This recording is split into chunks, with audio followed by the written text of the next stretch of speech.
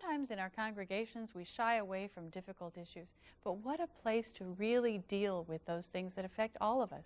Today on Austin Faith Dialogue, it's Red Flag Forums. Stay with us. Austin Faith Dialogue, at the crossroads of religion and life. A series highlighting the cultural and social interactions between the worshiping and religious communities in and around the capital city. Austin Faith Dialogue is brought to you by the Austin Metropolitan Ministries in cooperation with KXAN. Join us now in Austin Faith Dialogue.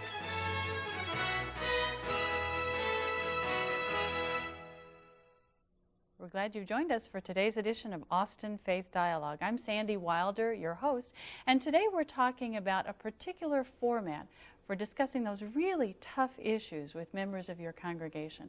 And our guests are Jane McFarland, who's a lay leader at Manchac United Methodist Church, and Larry Howard, senior pastor at Manchac United Methodist Church. Good to have both of you. Thank you. Now, I don't assume that anybody's ever heard the term necessarily, red flag forum. So Jane, what is a red flag forum? Well, a red flag forum is the term we chose for dealing with those red flag issues, those issues that have the potential to cause anger and divisiveness amongst people. And we wanted to have a forum where you could discuss things without that kind of anger and to bring people together. What compelled you all at Manchac to even touch this? I suppose there are many faith groups that wouldn't even go near difficult issues. Well, maybe we didn't know any better, but it seemed like I kept finding situations within our congregation where I felt that these issues were presenting themselves but not really being discussed. I was in a Bible study class, and a couple of us got into conflict over school prayer. And it was not constructive, and it was taking us away from what we were really there for. And I began to sense that underlying current of controversial issues and a frustration that we didn't really talk about them, or that we assumed that everyone agreed with us and we said things that offended each other. So I felt like we really needed the opportunity to take those issues out and air them in a way that we didn't go away mad at each other. So you have been, I understand, the key motivating force behind the creation of the forum. So how did you go about this? Well, actually, Skipper Lay, who's also a member of our congregation, has been very much involved in this project. But we set out to provide this, as I said, non-controversial place for very controversial issues, and we set up our very first one. We chose the topic of homosexuality, and this was an issue that was certainly divisive in our congregation, or in the world in general right now, I guess, particularly in the faith communities. And people who have very sincere faith perspectives come to a different point of view. So we decided we would do a panel. We had wanted to have 3 participants. Wanted to keep from setting 2 people up against each other. And we had a great deal of difficulty in getting 3 people who could do this on the same date. And we ended up losing one of our people at the last minute, so we did have just 2 perspectives. But we set it up so that we would have people present their point of view and how they had come to that from a faith perspective. And the audience just listened for their presentation. And then after they had done their 10 to 15 minutes of presentation, we took a break. And then we passed out cards, index cards, and we asked people to write down their questions. And there were several reasons for this. One is that we really didn't want to set our congregation up against each other. We didn't want to identify people by their positions. Didn't want people to go away feeling upset with each other.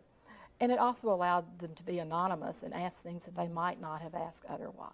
And I think particularly in that first one, we saw issues that were very personal to people. And people were really very relieved at the opportunity to talk about that.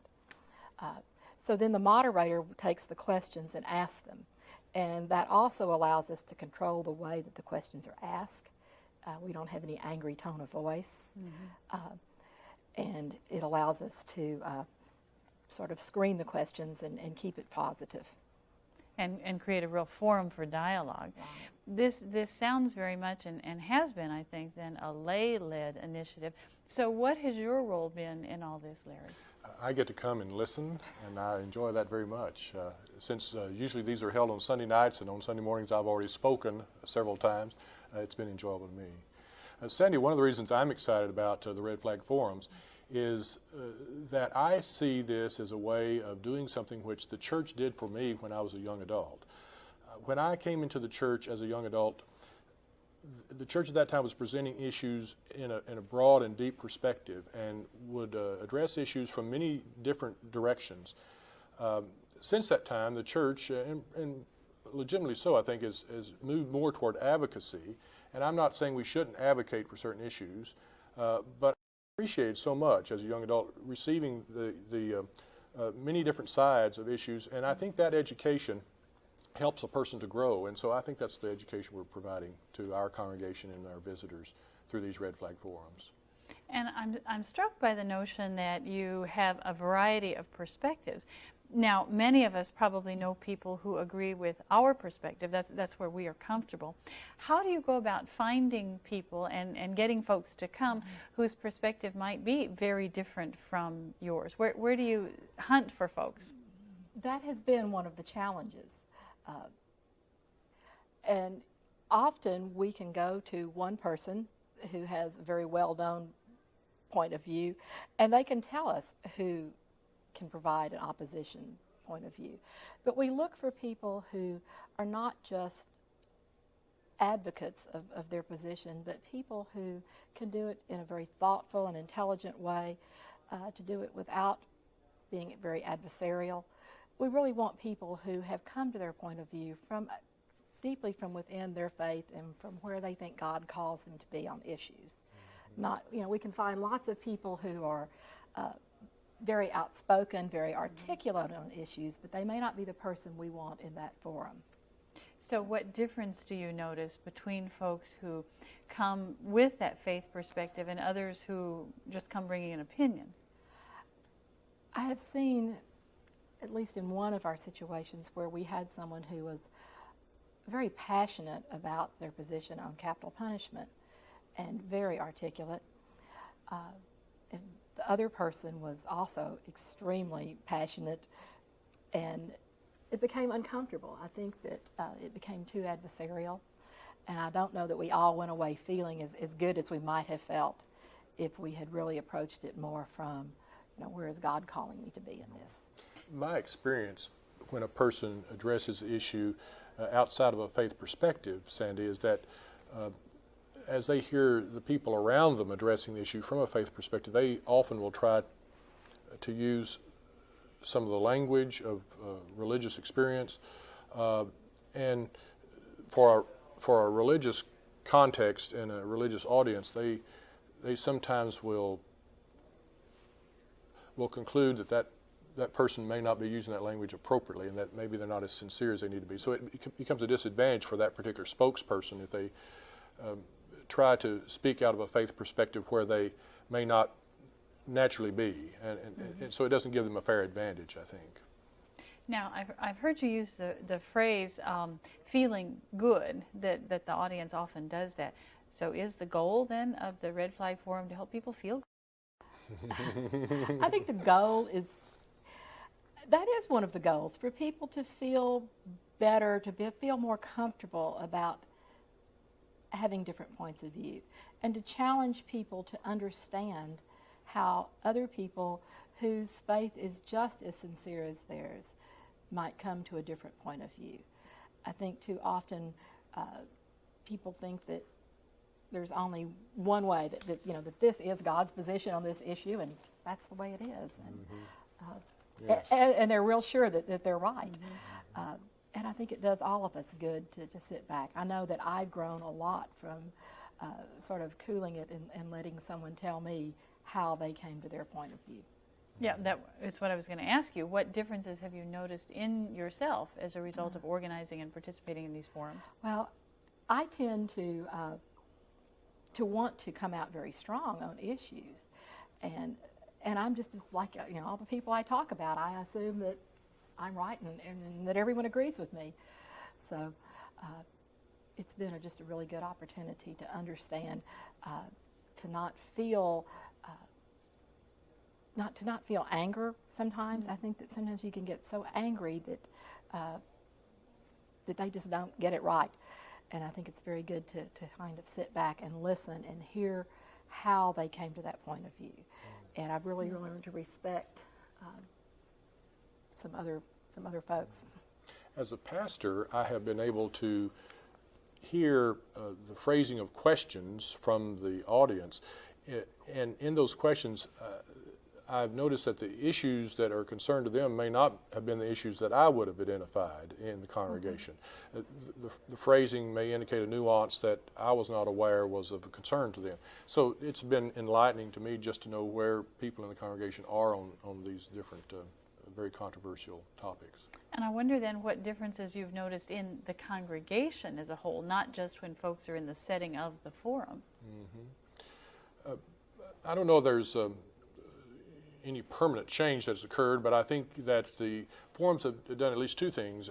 I think Jane has mentioned this already. One is that it's indicated to the congregation that we are a group of people who want to be supportive of a number of different positions when they are arrived as a matter of faith, and that we are broad in our perspective, and yet we are centered in the faith. I think the second thing is that our people have been more provoked to think about issues. You ask about if feeling good is an objective, and I agree that indeed it is in the way you described it. But we also want people to feel good as they might coming out of a provocative play. They would feel good about being in that audience of the drama, but they may go away with questions that are still perplexing them that they will think about during the week, and we want the Red Flag Forums to do something of that as well. And do you also then notice people willing to engage more, to continue a conversation, to get out and do something in the community, to make some kind of response? Well, my sense is that we haven't had as many to say, oh, I'd really like to get involved in that issue, and here's what I'd like to do, and can I invite people in the congregation to do that. I have been a bit disappointed that we haven't had that active response. But I have had persons who have come to me and said, you know, I was at the Red Flag Forum, and I hadn't thought about, and they'll state something that they hadn't thought about clearly before, and what do you think about that, Pastor? And so it has promoted some additional dialogue that we would not have had otherwise. And as lay leader of the congregation, are you picking up on those same kinds of things? Yes, and I find people coming to me and saying, I'd like to read more about that. I'd like to know more about that. You know, and I hear conversations about it in Sunday school classes. So I think that it does provoke an ongoing dialogue. And I have lots of people suggesting new topics to me, issues they want to talk about, because I do think that there's a sense of relief sometimes in the ability to bring these issues out. And certainly we'll never run out of issues to talk about in the church. And we'll get to the second half of the conversation here in just a minute. It's been good to have you both, and stay with us for the next half of Austin Faith Dialogue.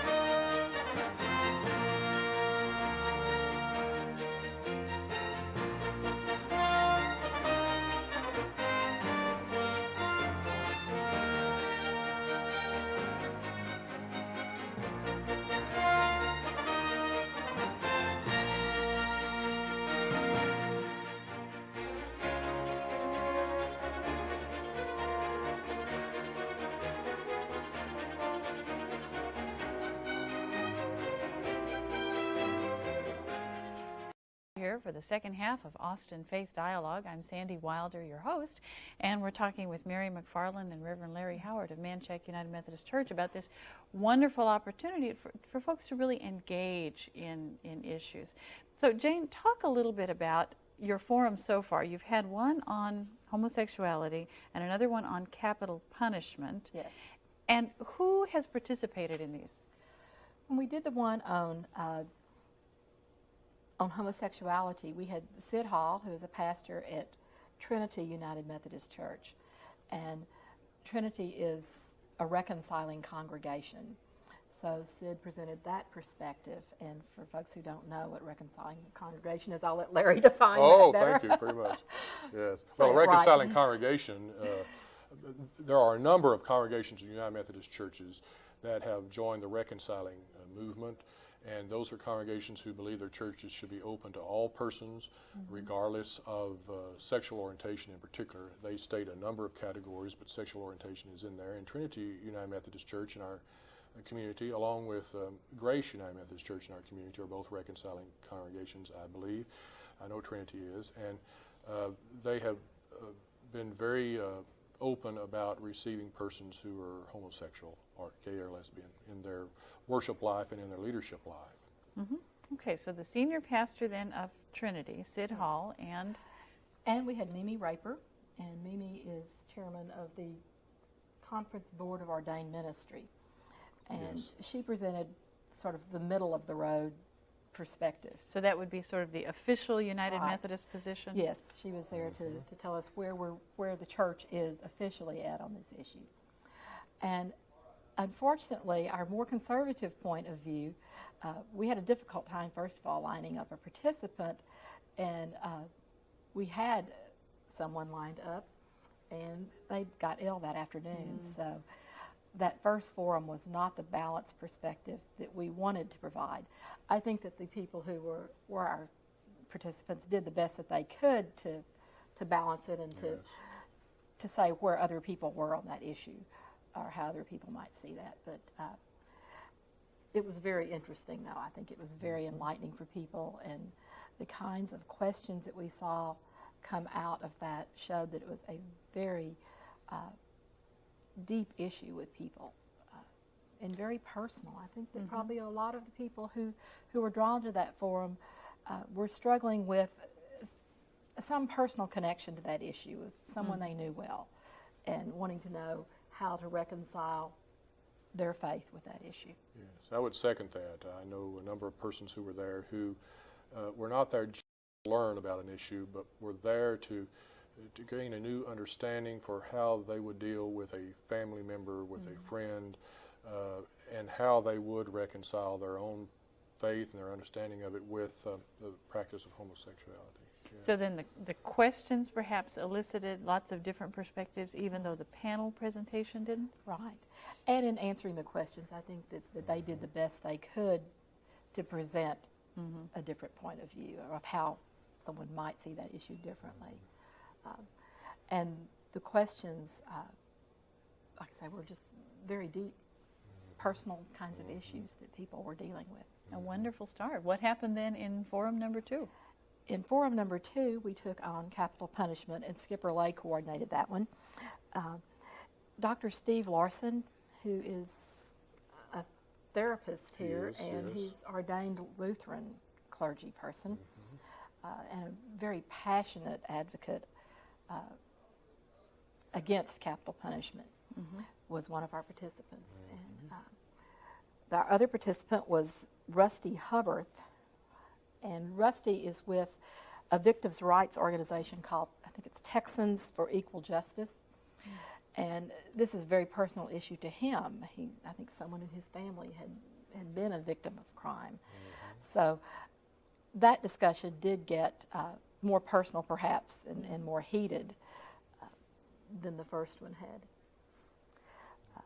And now we're working on one. We're trying to schedule one. And this is one of the difficulties of this, is getting people who can do this at any one date together, as you know, trying to track down these folks. And as I mentioned in the second one, we had 2 participants. Actually, once again, we'd scheduled a third person, and they had something come up. So our efforts to try to keep from setting two people up against each other haven't worked out too well.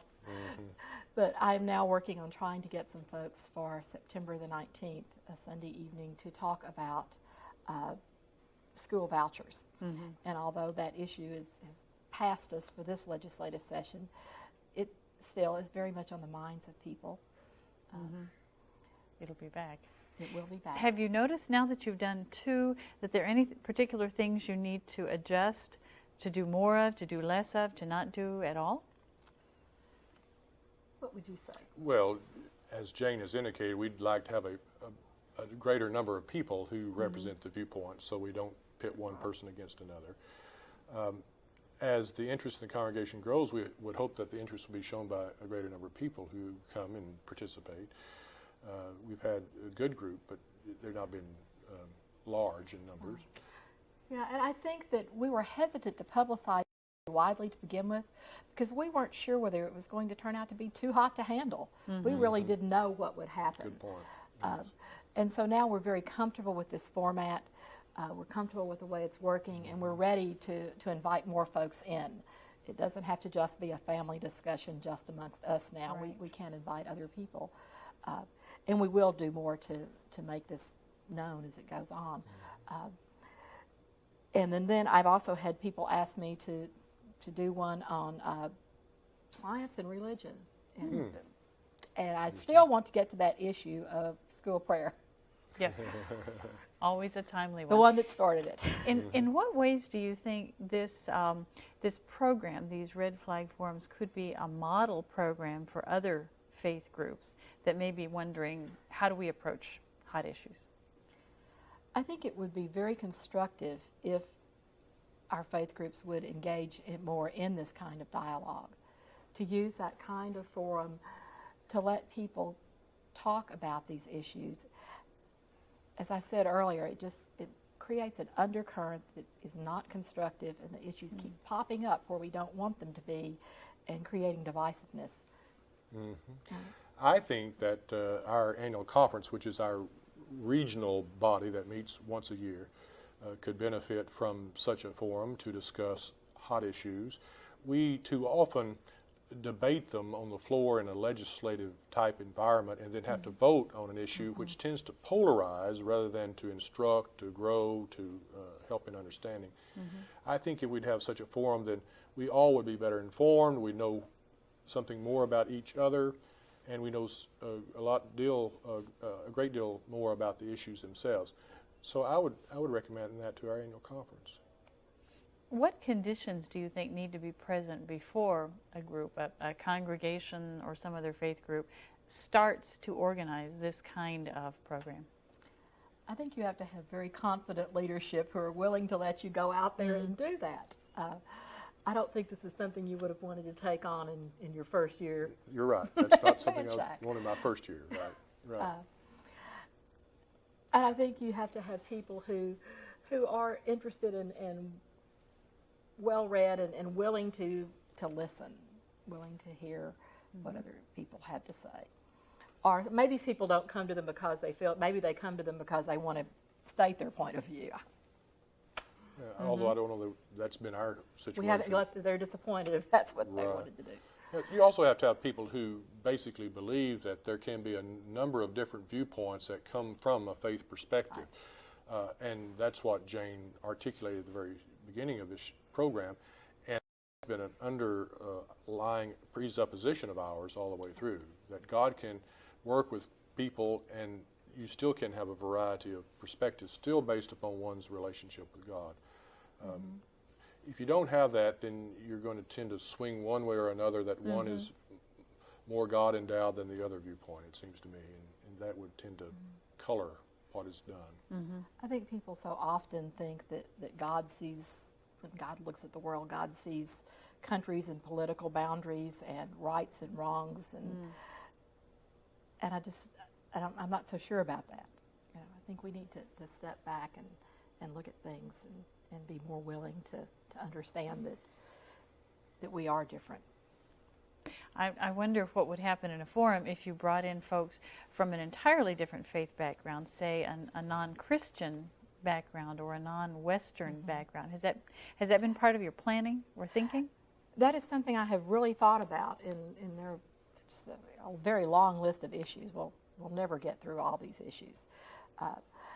And there are some that, and I can't think right now, there was some that I was thinking I really would like to have, you know, a Jewish person or an Eastern Orthodox person address these issues, because they do come from a different perspective.